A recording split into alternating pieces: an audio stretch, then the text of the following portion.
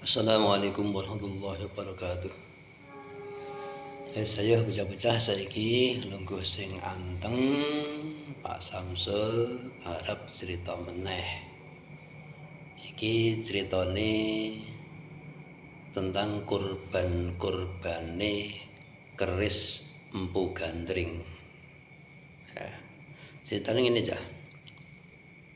Dhisik ana ing Tumapel kuwi ana pemimpin jenenge Tunggul Ametung. Tumapel ki salah siwijine kota cah utawa kabupaten sing di bawah kekuasaan Kediri. Sing saat kuwi kerajaan Kediri dipimpin karo Raja Kertajaya. Raja terakhir sing duweni gelar Dhandhang Gendhis. Lagi kaitane karo Tumapel cah. Raja Tumapel yaiku Ki Raja Tunggul Ametung kuwi duweni garwa jenenge Ken Dedes. Miturut seorang Brahmana sing jenenge Loh Gawe. Mbok menawa Ken Dedes kuwi wong wadon sing bakal nglahirake raja-raja ana ing tanah Jawa. Lah ana salah sijine pawongan ana ing Tumapel sing minangka wong kepercayaane Tunggul Ametung sing aran Ken Arok. Ken Arok nalika krungu cah mbok menawa Ken Dedes kuwi wong wadon sing bakal nglahirake putra raja-raja ana ing Jawa, banjur ana niatan Ken Arok pengen garwa ning gone Ken Dedes. Kamangka saat kuwi Ken Dedes wis dadi garwane Tunggul Ametung. Mulane Ken Arok golek sarana kanggo mateni Tunggul Ametung. Banjur Ken Arok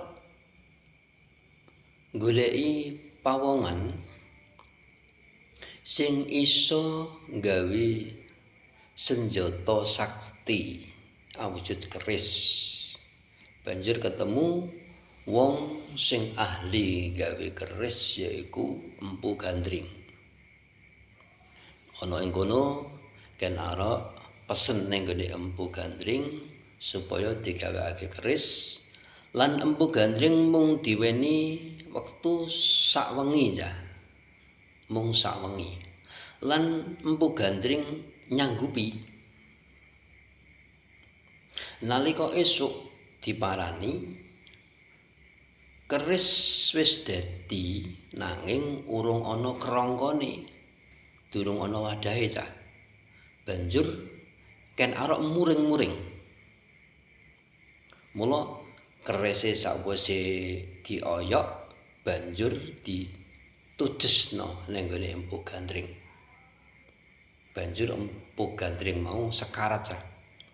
Sakjroning sekarat Empu Gandring ngutuk ning gone penggaweane Ken Arok mau. Mbok menawa keris mau bakal mangan korban jumlahe 7 wong.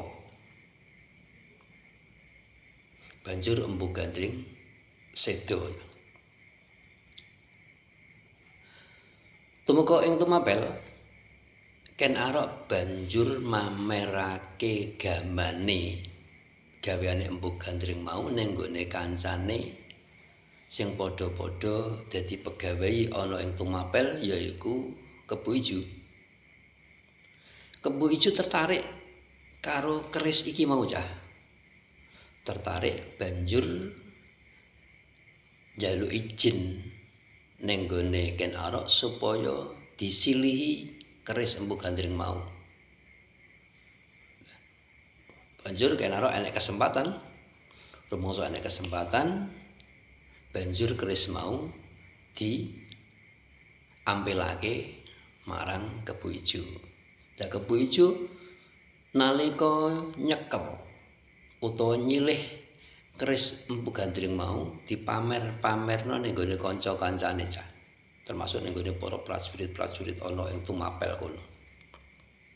Sehingga padha weruh menawa Kebo Ijo kuwi duweni keris anyar sing diarani keris Empu Gandring.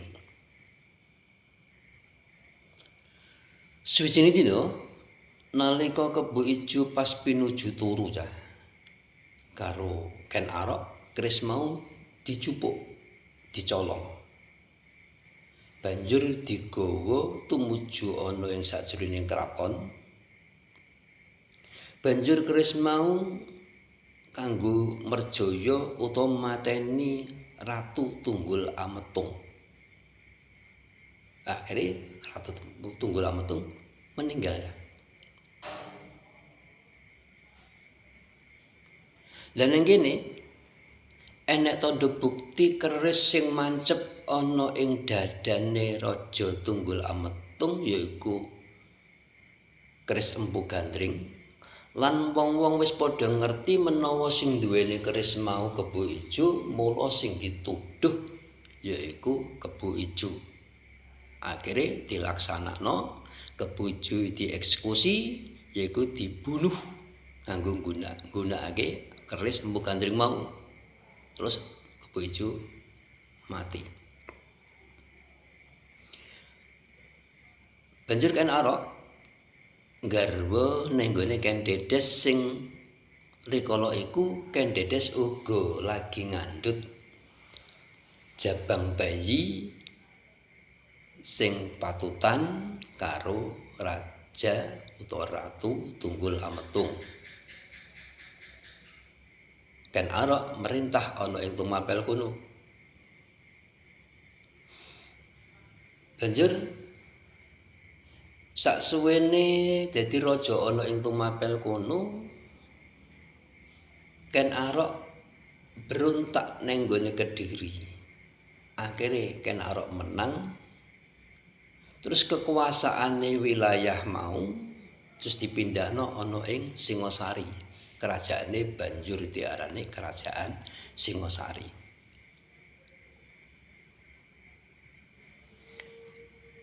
Lah bayi cah sing dikandhut Ken Dedes mau wis lahir, wis saya tumbuh, saya gede, remaja. Banjur diceritani karo ibuke Ken Dedes mbok menawa Anusapati. Dijenengi Anusapati cah. Putrane Ken Dedes mau dijenengi Anusapati.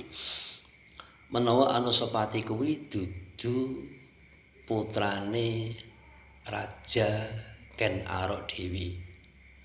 Nanging putrane Raja Tunggul Ametung sing dhisik diperjaya utawa dibunuh dening Ken Arok. Mulane Anusapati banjur dendam ya. Banjur dendam pengen mbunuh ning gone Ken Arok. Kanggo nglaksanakno dendame kuwi cah. Anusapati utusan ning gone salah sijine pendekar yaiku jenenge Ki Pengalasan. Ki Pengalasan digawane keris Empu Gandring mau supaya nalika ana kesempatan keris mau digunakake merjaya marang Ratu Ken Arok. Tenan akhirnya dilaksanakan aja. Nalika ana kesempatan Ki Pengalasan merjaya utawa mateni ning Ken Arok. Ken Arok mati. Lah kanggo ngilangi jejak cah supaya ora kawiyak wadi tentang pembunuhane Ken Arok mau karo Anusapati, Ki Pengalasan dipateni cah. Ya nganggo keris Empu Gandring mau. Banjur Anusapati sing ganteni keprabon dadi raja ana ing Singasari utawa Singosari. Terus beberapa tahun Lah di samping kuwi ya, di samping Ken Arok duweni garwa Ken Dedes uga duweni garwa dhewe sing jenenge Ken Umang. Karo Ken Umang, Ken Arok ki duweni putra jenenge Tohjaya. Tohjaya akhire ngerti mbok menawa Ki Pengalasan sing mateni ramane Ken Arok kuwi mung sekedar utusan, yaiku utusane Anusapati sing saat kuwi merentah ning gone Singasari. Mulane Tohjaya banjur golek kesempatan kanggo iso balas dendam membunuh ning gone Anusapati. Suwijining dina nalika Anusapati pas pinuju dolanan karo Tohjaya cah, adu jago, adu pitik jago ngono cah. Iki kesempatan kuwi ora disiak-siakno karo Tohjaya.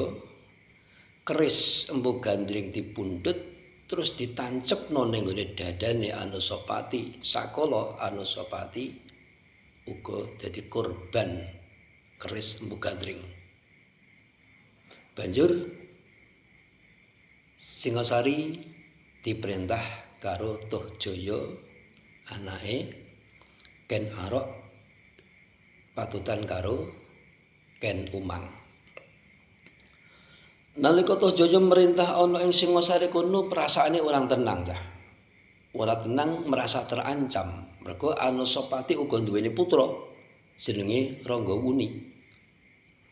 Lan Ranggawuni uga ngerti menawa sing merjaya bapake Anusapati kuwi yaiku Tohjaya. Nanging kondisine Ranggawuni saat kuwi lemah cah. Mula golek bantuan kanggo nglaksanakno dendame yaiku golek bantuan ning gone Mahesa wong Ateleng. Jadi bekerja sama karo Mahesa wong Ateleng. Begitu kira-kira dirasa kuat prajurit wis akeh, kira-kira iso mampu berontak, banjur berontak ning gone Singasari. Akhire tenan Tohjaya iso dicekel banjur dibunuh nggunakake keris Empu Gandring.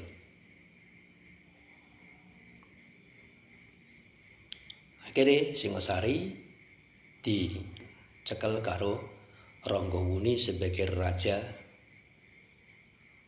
penguasa Singasari. Iki critane ngono cah. Dadi korbane keris Empu Gandring kuwi cah ana 7. Sebab sangka kutuane si pembuat keris yaiku Empu Gandring.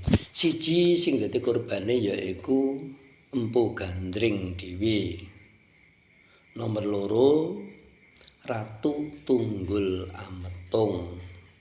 Nomor 3 Kebo Ijo. Nomor 4 Ken Arok. Nomor 5 Ki Pengalasan. Nomor 6 Anusapati. Nomor 7 Tohjaya. Iki korban-korbane keris Empu Gandring. Nah, sejarah iki perlu kita eling-eling aja sampai awake iki lali karo sejarah. Wis cah kuwi ceritane korban-korbane keris Empu Gandring. Moga-moga manfaat. Akhir kalam, wassalamualaikum warahmatullahi wabarakatuh.